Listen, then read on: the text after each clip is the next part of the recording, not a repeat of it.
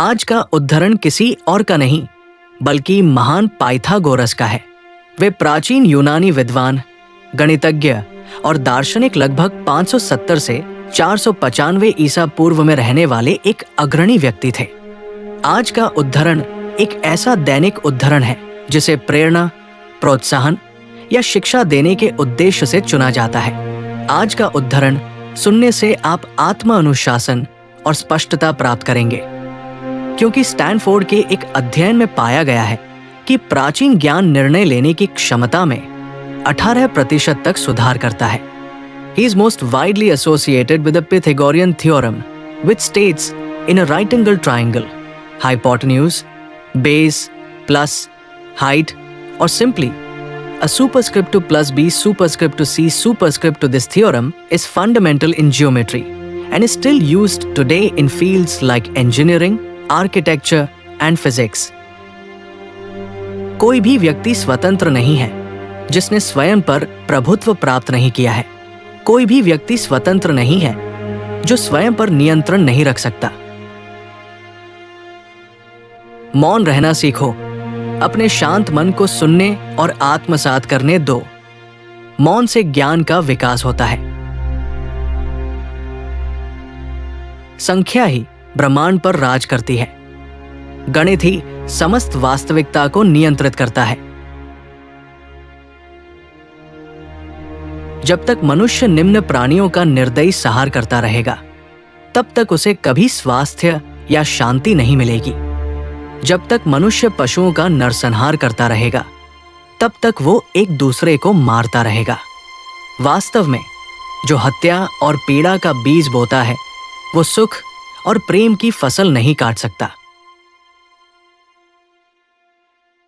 शरीर की शक्ति से अधिक आत्मा की शक्ति को चुनो। आंतरिक शक्ति स्थायी होती है। चुप रहना बेहतर है या फिर चुप रहने से कहीं अधिक मूल्यवान बातें कहना। जब तक आप अपने मन में पूरे दिन का 3 बार दोहराव न कर ले, तब तक सोने न जाए। मैंने क्या गलत किया? मैंने क्या अच्छा किया? मैं क्या करना भूल गया? मनुष्य की आत्मा 3 भागों में बंटी होती है: बुद्धि, तर्क और भावना। बुद्धि और भावना तो अन्य जानवरों में भी होती है, लेकिन तर्क केवल मनुष्य में ही होता है। संगीत का सबसे ऊंचा लक्ष्य मनुष्य की आत्मा को उसके दिव्य स्वरूप से जोड़ना है, न कि केवल मनोरंजन करना।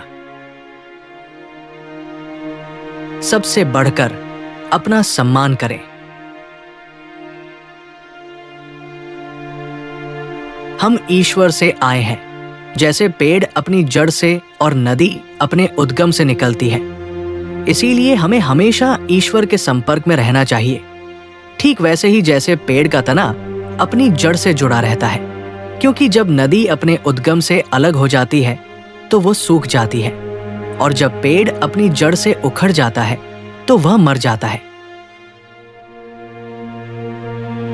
यदि आपका हृदय घायल है तो उसे उतना ही कम स्पर्श करें जितना आप अपनी घायल आंख को करते हैं। आत्मा के कष्टों के केवल 2 ही उपचार हैं: आशा और धैर्य। घृणा और भय हमारे रक्त में एक प्रकार का विष घोल देते हैं। यदि ये स्थिति बनी रहे तो इसका बुरा प्रभाव हमारी आंखों, कानों, नाक और पाचन अंगों पर भी पड़ता है।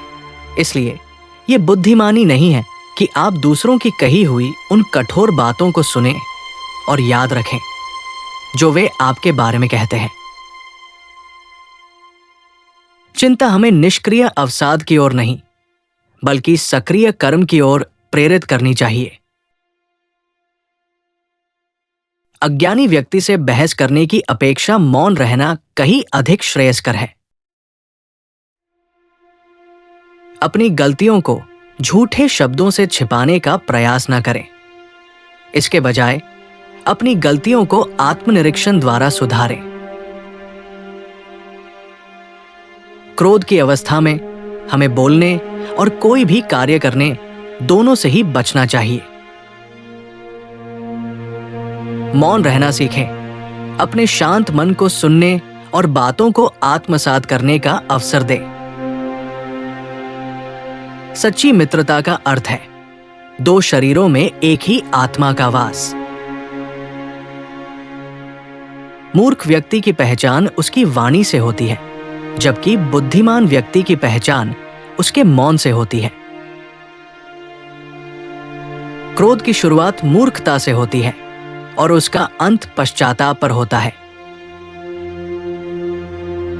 अनेक विषयों पर थोड़ा थोड़ा बोलने के बजाय कुछ ही विषयों पर विस्तार से बात करें। शारीरिक रूप से बलवान होने की अपेक्षा आत्मिक रूप से बलवान होना अधिक श्रेयस्कर है।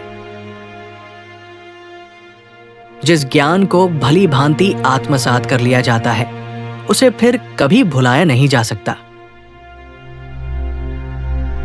बच्चों को शिक्षित करें और फिर पुरुषों को दंडित करने की आवश्यकता नहीं पड़ेगी। जैसे ही पुरुषों के लिए कानूनों की आवश्यकता पड़ती है, वे फिर स्वतंत्रता के योग्य नहीं रह जाते। चुप रहो, तब तुम्हारा मौन शब्द से कहीं अधिक मूल्यवान होंगे। यदि प्रकाश है तो अंधकार है, यदि ठंड है तो गर्मी है, यदि ऊंचाई है तो गहराई है, यदि ठोस है तो तरल है, यदि कठोर है तो नरम है, यदि खुरदरा है तो चिकना है, यदि शांत है तो तूफान है, यदि समृद्धि है तो विपत्ति है, यदि जीवन है तो मृत्यु है। थोड़े शब्दों में कम मत कहो, बल्कि थोड़े शब्दों में बहुत कुछ कहो। तारों की झंकार में ज्यामिति है, ग्रहों की दूरी में संगीत है। अच्छा काम करने से संतुष्ट रहो और दूसरों को तुम्हारे बारे में जो चाहे कहने दो। सर्वोत्तम स्वयं का सम्मान करो। किसी को भी अपने शब्दों या कार्यों से आपको वह करने या कहने के लिए राजी न करने दे जो आपके लिए सर्वोत्तम न हो। बादल की छाया के ऊपर तारा अपने प्रकाश के साथ छिपा है। तर्क अमर है, बाकी सब नश्वर है। सार्वजनिक रास्तों से हटकर सुनसान रास्तों पर चलो। सबसे पुराने और सबसे छोटे शब्द हां और ना वे हैं जिनके लिए सबसे अधिक चिंतन की आवश्यकता होती है। केवल 5 चीजों से युद्ध करना आवश्यक है: शरीर के रोगों से, मन की अज्ञानता से, शरीर की वासनाओं से, नगर के विद्रोहों से और पारिवारिक कलह से। हमेशा वही रास्ता चुनो जो सबसे अच्छा लगे, चाहे वो कितना भी कठिन क्यों न हो। अभ्यास से वो जल्द ही आसान और सुखद हो जाएगा। हमें एक दूसरे के साथ ऐसा व्यवहार करना चाहिए जिससे हम अपने मित्रों को शत्रु न बनाएं और साथ ही अपने शत्रुओं को मित्र बनाएं। अपने शब्दों और कामों में न्याय का पालन करो और किसी भी चीज के बारे में बिना सोचे समझे काम करने की आदत मत डालो।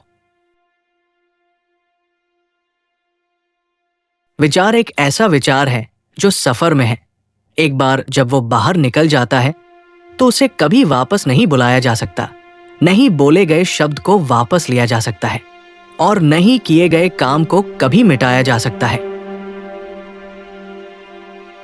हर त्रिकोण एक लव ट्रायंगल, प्रेम त्रिकोण होता है अगर आपको त्रिकोणों से प्यार हो। इंसान है, देवता है और पाइथागोरस जैसे प्राणी भी है। जो बोलता है वो बीज बोता है, जो सुनता है वो फसल काटता है। कुछ लोग महत्वाकांक्षा या पैसे के गुलाम होते हैं, लेकिन कुछ लोग खुद जीवन को समझने में रुचि रखते हैं। ये लोग खुद को दार्शनिक कहते हैं और वे बाकी सभी कामों से ऊपर प्रकृति के चिंतन और उसकी खोज को महत्व देते हैं।